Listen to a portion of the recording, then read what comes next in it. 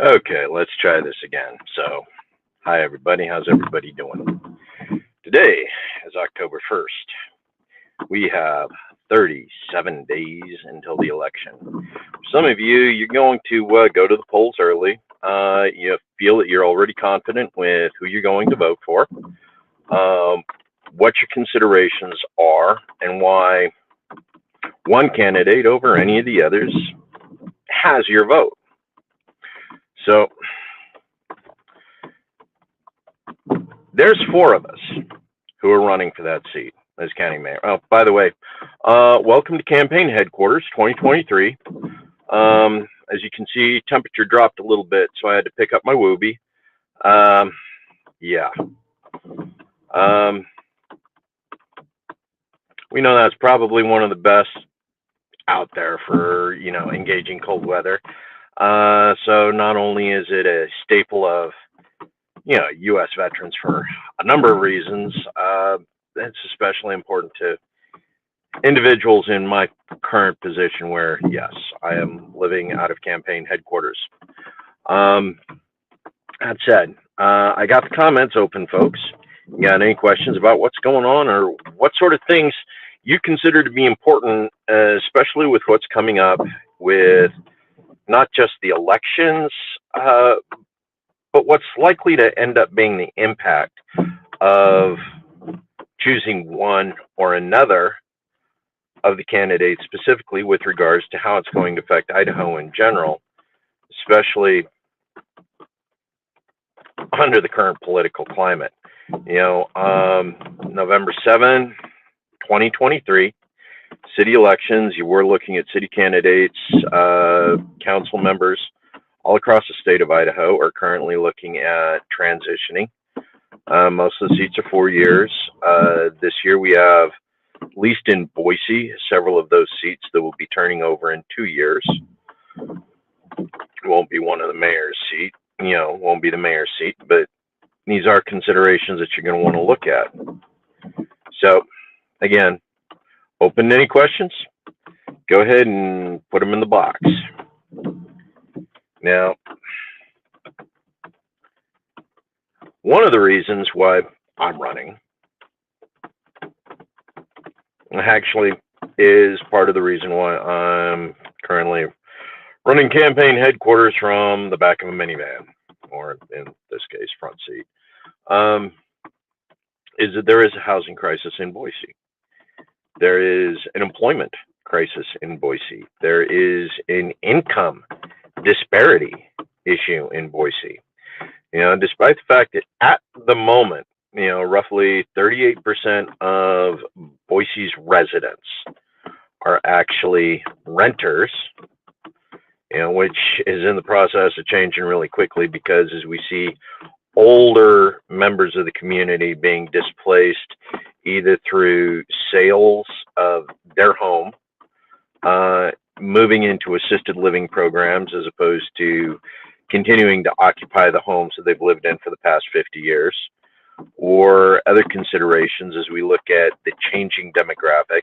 In some cases, several of these individuals are on fixed incomes that simply can no longer support the tax requirements that are associated with the increased property values of their homes that they've experienced with recent housing crisis issues. So what do we do in order to maintain, I guess I'm going to call it social capital, okay?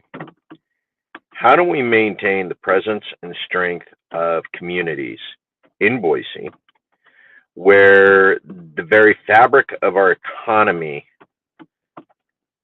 threatens to displace them? How do we keep our experience, our nonprofit organizers, our elderly who are living on the fixed income, who do the volunteer work, who do things like the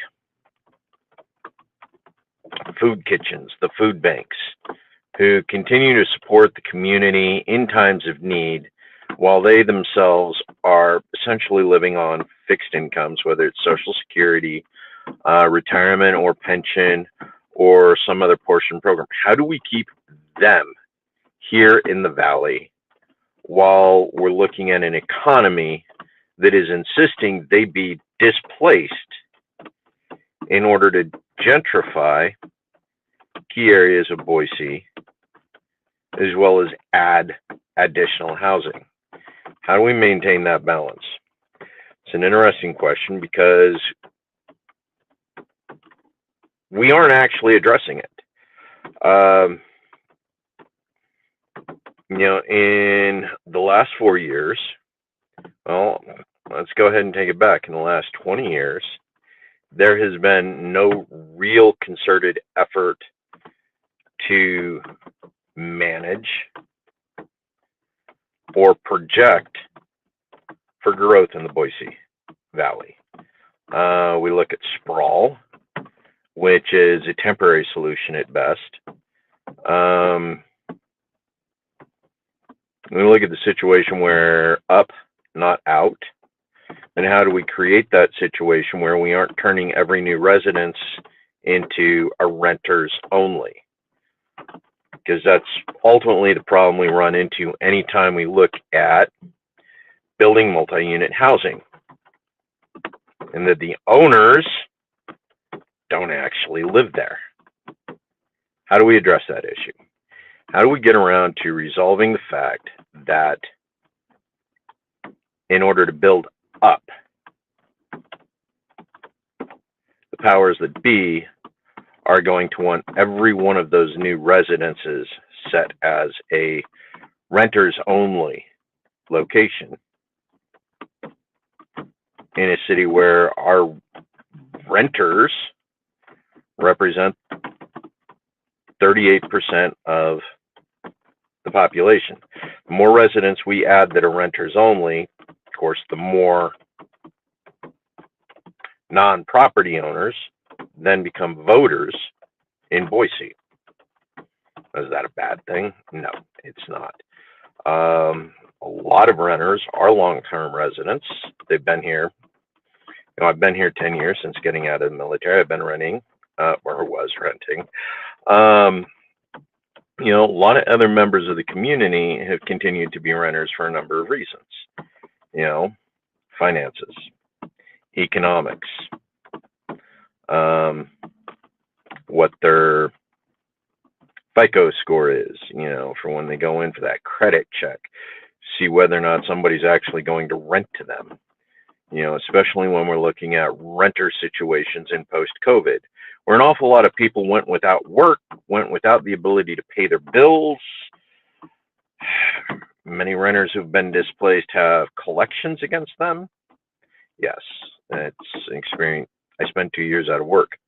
Spent 2 years doing DoorDash, waiting for the hiring freezes from COVID to actually come to an end, and organizations that are actually willing to hire individuals like myself. But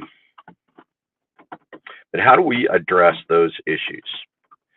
What have you seen from the other candidates that show they're even aware that these issues exist in these formats, in this context?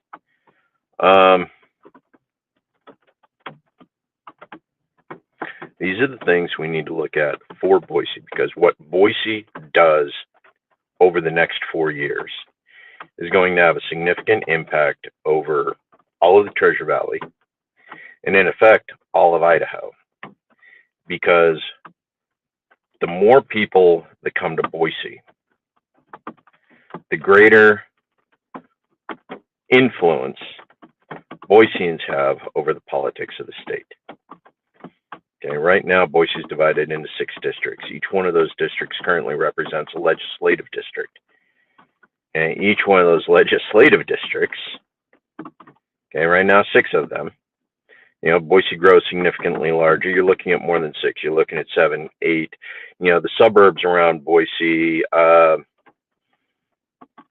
represent, West Ada is good for 10 legislative districts. Ada counties, or Canyon counties, good for 6. All of these represent Treasure Valley and what that influence does for Idaho politics.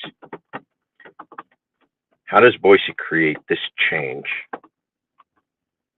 while maintaining the idea of ownership, not rentership, but ownership in the community, in the changing atmosphere of what's coming? Do we do that by building a bigger jail for the people certain people don't want living here, existing here, in a community that can't afford to pay people to do the things that people want done? Let's admit it. The ability to be, so I can't call it minimum wage, because minimum wage in the state of Idaho is $7.25. Right now in Boise, nobody is hiring for less than $15 an hour. That's $30,000 a year. Okay, the median income for a household that's two incomes, right now is $60,000. Okay. Individuals living on their own, like I was, are not able to sustain themselves on a $30,000 a year wage. In a lot of cases, they're not even able to sustain themselves on 40 or 50 and maintain housing under the current situation. Yet somehow we still need minimum wage workers in order to do the jobs that other people feel themselves above.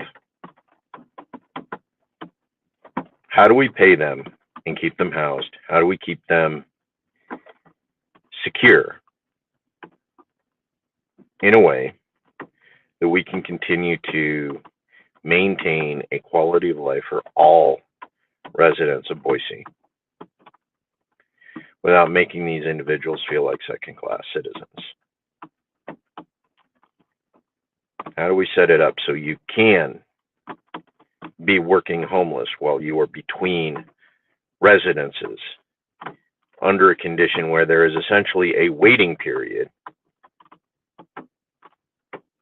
that is affected by a number of things, including your income, your credit score, what your sources of income are, so on. Anyway, guys who watch this, you're interested, take care. Go ahead, leave a comment. I'll answer. I don't see anybody actually interested in making comments, having this conversation right now.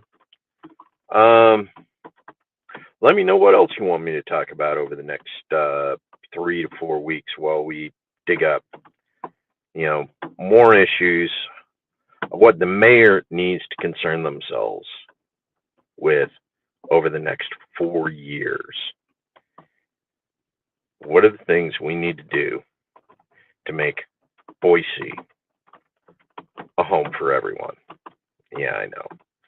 She uses that too.